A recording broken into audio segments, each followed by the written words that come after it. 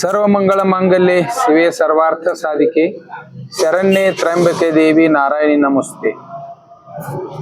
ಇವತ್ತು ನಮ್ಮ ಈ ದುರ್ಗಾದೇವಿ ಹಾಗೂ ರೆಬ್ಬೆವ ದೇವಿಯ ಜಾತ್ರಾ ಮಹೋತ್ಸವ ಕಾರ್ಯಕ್ರಮ ಶ್ರಾವಣ ಮಾಸದ ಮೊದಲನೇ ಶುಕ್ರವಾರ ಅಂದರೆ 14/8/2026 ಶುಕ್ರವಾರ ದಿವಸ ಈ ಜಾತ್ರಾ ಮಹೋತ್ಸವ ನಡೀತದ.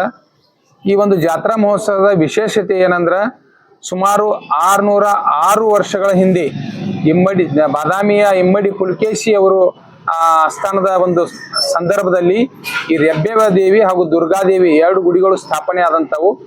ಆ ರೆಬ್ಬೆವ ದೇವ ಗುಡಿಯ ಹೆಸರಿನಿಂದಲೇ ಈ ರಬಕವಿ ಅಂತ ಹೆಸರು ಬಂದದ. ಆ ನಿಟ್ಟಿನಲ್ಲಿ ಇದು 2 ಜಾತ್ರೆಗಳು ಇದೇ ಶುಕ್ರವಾರದಂದು ನಡೀತಾವ. ಮುಂಜಾನೆ ಶುಕ್ರವಾರ ದಿವಸ ಸರಿಯಾಗಿ 6 ಗಂಟೆಯಿಂದ 12 ಗಂಟೆವರೆಗೆ ಹೋಮ ಹಾಗೂ ಅಭಿಷೇಕ ಕಾರ್ಯಕ್ರಮ ನಡೀತದ. ಆ ನಂತರ 2 ರೆಬ್ಬೆವ ದೇವಿಗೆ ಹಾಗೂ ದುರ್ಗಾದೇವಿಗೆ ಇರುವರೆಗೂ ಸುಮಾರು 1000ದಿಂದ 2000 ಮುತ್ತೈದೆಯರು ಉಡಿ ತುಂಬುವಂತ ಕಾರ್ಯಕ್ರಮ ಪ್ರಾರಂಭ ಆಗ್ತದ 12 ಗಂಟೆಗೆ ರೆಬ್ಬೆವ ದೇವಿ ಗುಡಿ ಮುಂದ ಮತ್ತು ಈ ದುರ್ಗಾದೇವಿ ಗುಡಿ ಮುಂದ.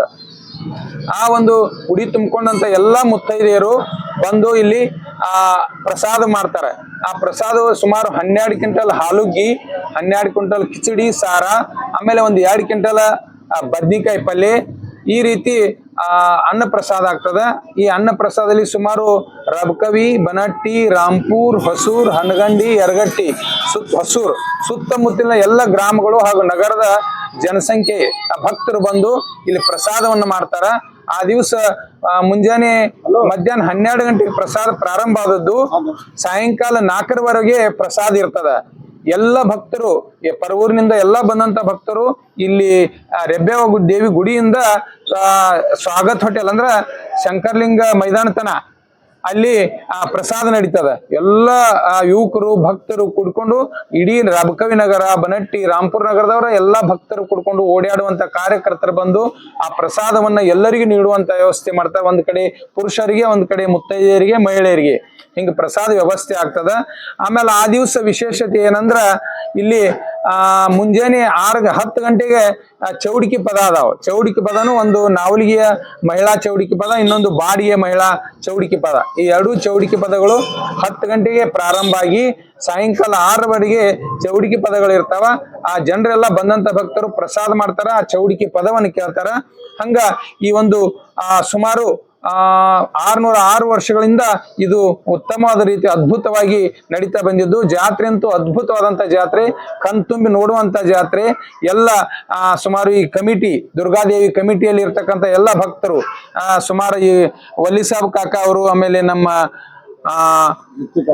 ಜತ್ತಿ ಕಕ್ಕ, ಬೆನಕಪ್ಪ ಅವರು, ಎಲ್ಲ ಪರಮಶೆಟ್ಟಿ ಅವರು, ಪ್ರದೀಪ್ ಅವರು, ಆಮೇಲೆ ಸದಾ ಅವರು, ಬಸು ಅವರು, ವಿನಾಯಕ, ಎಲ್ಲ ಭಕ್ತಾದಿಗಳು ಇವರೆಲ್ಲ ಕೂಡ್ಕೊಂಡು ಕಮಿಟಿ ಅವ್ರು ಕೂಡ್ಕೊಂಡು ಬಹಳ ವಿಜೃಂಭಣೆಯಿಂದ ರಬಕವಿ ನಗರದ ಎಲ್ಲಾ ಹಿರಿಯರು ಆ ದಿವಸ ಬರ್ತಾರ, ಪಾಲ್ಗೊಂಡು ಈ ಕಾರ್ಯಕ್ರಮವನ್ನ ಜಾತ್ರಾ ಮಹೋತ್ಸವನ ಯಶಸ್ವಿಗೊಳಿಸ್ತಾರ. ಸುಮಾರು ಈಗಾಗಲೇ 1 ತಿಂಗಳಿಂದ ಎಲ್ಲ ಭಕ್ತರಿಗೆ ಭೇಟಿ ಆಗುವುದು ಹಾಗೂ ಸನ್ಮಾನ ಧನದಿಂದ ಸೇವೆಯನ್ನ ಸಲ್ಲಿಸ್ತಾರ. ಮತ್ತ ಇಲ್ಲಿ ಯಾರು ಪಟ್ಟಿ ಮಾಡಂಗಿಲ್ಲ, ಸುಮ್ ಕೂತಿರ್ತಾರೆ ಎಲ್ಲಾರು. ಇಲ್ಲಿ ಎಲ್ಲಾ ಭಕ್ತರು ತಾವ ವರ್ಷ ಯಾವ ರೀತಿ ಬರ್ತಾರ, ಒಬ್ರು ಸಕ್ರಿ ಕೊಡ್ತಾರ 1 ಕ್ವಿಂಟಲ್, ಒಬ್ರು ಬೆಲ್ಲ ಕೊಡ್ತಾರ, ಒಬ್ರ 50-60 ಕಿಲೋ ಗಂಟ್ಲೆ ಕಾಜು ಕೊಡ್ತೈತಿ, ಬಾದಾಮ್ ಕೊಡ್ತೈತಿ, ಕಾರಿ ಕೊಡ್ತೈತಿ, ಆಮೇಲೆ ತುಪ್ಪ 25-30 ಕಿಲೋ ತುಪ್ಪ ಕೊಡ್ತೈತಿ.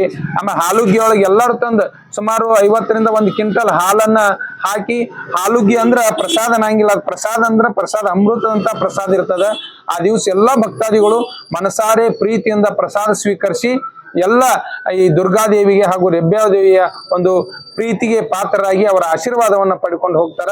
ಹಂಗ ಇದು ಪ್ರತಿ ವರ್ಷದಂತೆ ಈ ವರ್ಷ ಸಹಿತ ವಿಜೃಂಭಣೆಯಿಂದ ಜಾತ್ರಾ ಮಹೋತ್ಸವ ನಾಳೆ ಶುಕ್ರವಾರ ದಿವಸ 14/8/2026 ಜರುಗ್ತದ.